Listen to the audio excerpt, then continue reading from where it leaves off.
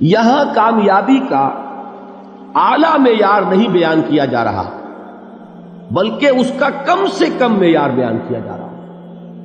میں ذرا توجہ دلاؤں گا اس بات کی طرف. سطحی طور پر ذرا ہو سکتا ہے کہ اس میں کوئی مغالطہ پیش آ جائے. تقابل کیجئے ذرا. ایک سورۃ العصر ہے، والعصر ان الانسان لفی خسر الا الذین آمنوا وعملوا الصالحات وتواصوا بالحق وتواصوا بالصبر. ایک سورۃ التین ہے، والتین والزیتون وطور سینین وہذا البلد الامین لقد خلقنا الانسان فی احسن تقویم ثم رددناہ اسفل سافلین الا الذین آمنوا وعملوا الصالحات فلہم اجر غیر ممنون. اب ان کا تقابل کیجئے. سورۃ العصر یہ بتا رہی ہے کہ سب لوگ تباہی میں ہیں سوائے ان کے جو 4 شرطیں پوری کریں. سورۃ التین میں اول تو صرف 2 شرطیں بیان ہوئی، 2 بیان نہیں ہوئی. کام ہلکا ہو گیا نا، آسان ہو گیا. یہاں 4 ہیں، ایمان، عمل صالح، تواصی بالحق، تواصی بالصبر. وہاں ہے ایمان اور عمل صالح صرف. نمبر 2 یہ کہ وہاں فرمایا گیا فَلَهُمْ أَجْرٌ غَيْرُ مَمْنُونَ، ان کے لیے تو بہت بڑا اجر ہے جس کا سلسلہ کبھی منقطع نہیں ہوگا. اور یہاں کہا جا رہا ہے وہ کامیابی ناکامی سے بچ جائیں گے. مستثنا ہے کس سے؟ ان الانسان لفی خسر. یہ بالکل ایسے ہی ہے جیسے کہ کسی کو آپ بچے کو، طالب علم کو کہیں محنت کرو، کوشش کرو، فرسٹ ڈویژن میں پاس ہو جاؤ گے. اور کسی سے آپ یہ کہیں کہ محنت کرو، کوشش کرو ورنہ فیل ہو جاؤ گے. اب ان دونوں کے درمیان جو فرق ہے وہی فرق ہے سورۃ التین میں اور سورۃ العصر. سورۃ العصر ناکامی سے استثناء کو بیان کر رہی ہے اور وہاں 4 شرطیں ہیں، اور سورۃ التین یہ اعلیٰ درجات کا بیان ہو رہا ہے، 2 شرطیں ہیں. اس کو قرآن مجید کی اصطلاحات سے بھی اللہ کرے کہ آپ واقف ہو جائیں. ایک کو ہم کہیں گے کہ ایک پر انذار کا رنگ ہے اور دوسرے پر تبشیر کا رنگ ہے. یہ 2 الفاظ بارہا آپ نے پڑھے ہوں. سورہ بنی اسرائیل میں فرمایا حضور سے مخاطب ہو کر وَمَا أَرْسَلْنَاكَ إِلَّا مُبَشِّرًا وَنَذِيرًا، اے نبی ہم نے نہیں بھیجا آپ کو مگر بشارت دینے والا اور خبردار کرنے والا بنا کر. سورہ کہف میں جمع کے صیغے میں آیا وَمَا نُرْسِلُ الْمُرْسَلِينَ إِلَّا مُبَشِّرِينَ وَمُنذِرِينَ، ہم نہیں بھیجتے رہے اپنے رسولوں کو مگر مبشر اور نذیر بنا کر. حضور کے بارے میں فرمایا اِنَّا أَرْسَلْنَاكَ شَاهِدًا وَمُبَشِّرًا وَنَذِيرًا. جمع کے صیغے میں سورہ نساء میں فرمایا رُسُلًا مُبَشِّرِينَ وَمُنذِرِينَ لِئَلَّا يَكُونَ لِلنَّاسِ عَلَى اللَّهِ حُجَّةٌ بَعْدَ الرُّسُلِ وَكَانَ اللَّهُ عَزِيزًا حَكِيمًا. ایک ہے ابشار، بشارت دینا، ایک ہے انذار، خبردار کرنا. اور آپ کو معلوم ہے کہ کسی بھی تربیت کے اندر ان دونوں چیزوں کی ضرورت ہے. کبھی ایسا ہوتا ہے کہ ڈانٹ ڈپٹ کی ضرورت پیش آتی ہے، دھمکی کی ضرورت پیش آتی ہے، باز آ جاؤ، اپنے رویے کو درست کرو ورنہ پکڑ ہوگی، سزا ملے گی. کبھی آپ شاباش دیتے ہیں، ہمت کرو، گھبراؤ نہیں، تمہارے اندر صلاحیت ہے، مایوس نہ ہو، ہمت تمہاری کیوں جواب دے رہی ہے، تم بڑے ذہین ہو، محنت کرو، بڑے اعلیٰ درجات ملیں گے. قرآن مجید میں یہ دونوں رنگ ہیں جو اختیار کیے گئے، ایک تبشیر کا رنگ ہے، ایک انذار کا رنگ ہے. سورۃ العصر میں انذار کا رنگ ہے، خبردار، تمام انسان ہلاکت اور بربادی کا نوالا بننے والے ہیں سوائے ان کے جو 4 شرطیں پوری کریں. الا الذین آمنوا وعملوا الصالحات وتواصوا بالحق وتواصوا بالصبر. تو معلوم یہ ہوا کہ یہ کامیابی کے جو منیمم پری ریکویزٹس ہیں. مجھ سے کہا گیا کہ انگریزی کے الفاظ کا فوراً ترجمہ کر دیا کرو، اور میں کر دیتا ہوں. اصل میں مغالطہ آپ کو یہ ہوتا ہے میں ترجمہ کہہ کے نہیں کرتا، لیکن اس کے بعد میں فوراً اردو کا مترادف جو ہے وہ لے آتا ہوں.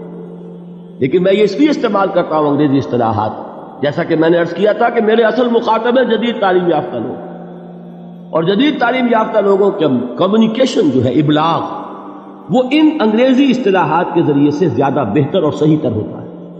ورنہ وہ بات سمجھیں گے نہیں، اسی لفظ ابلاغ کو وہ نہیں سمجھیں گے اور کمیونیکیشن کو سمجھ لیں گے.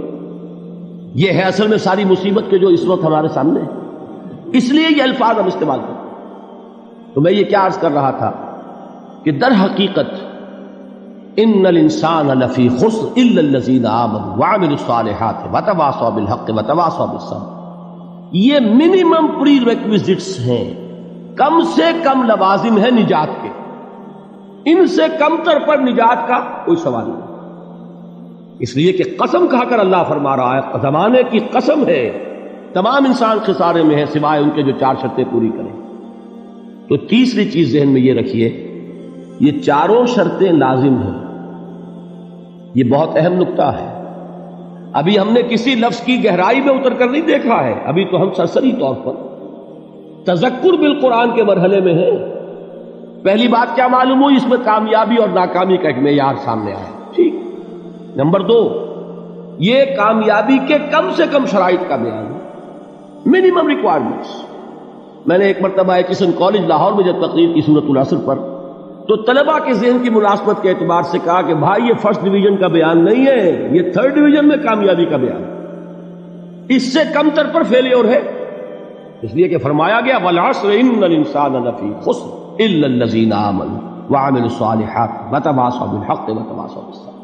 اسی کو میں نے اس وقت آپ کے سامنے رکھا کہ اس پر انذار کا رنگ ہے، خبردار کرنے کا انداز ہے، زجر کا، ڈانٹ ڈپٹ کا انداز ہے کہ اگر کامیابی چاہتے ہو تو یہ 4 شرطیں پوری کرنی ہیں۔ اب تیسری بات جو عرض کر رہا ہوں یہ اہم ترین ہے کہ یہ چاروں شرطیں لازم ہیں۔ اگر اللہ تعالیٰ نے کامیابی کے لیے 4 شرطیں بیان کی ہوں تو سوچئے، کیا مجھے یہ اختیار ہے کہ ان میں سے 1 کم کر دوں، 2 کم کر دوں، 3 کم کر دوں؟ کس کو اختیار ہے؟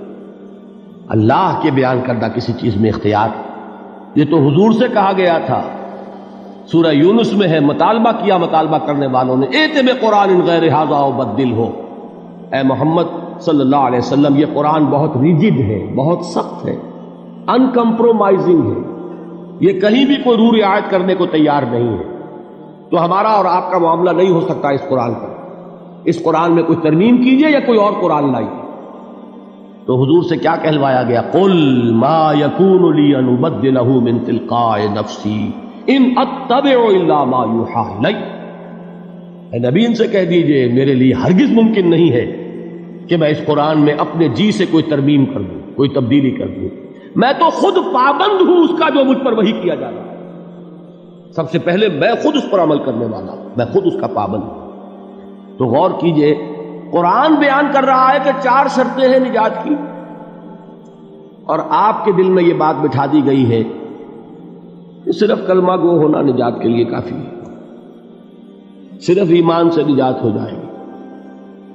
یہ بات جو ہے ذہن میں رکھیے، ایک نجات وہ ہے جو ہزار برس تک جہنم میں کوئلہ بننے کے بعد نجات ہو، میں اس نجات کی بات نہیں کرتا، وہ نجات تو ملے گی یقیناً۔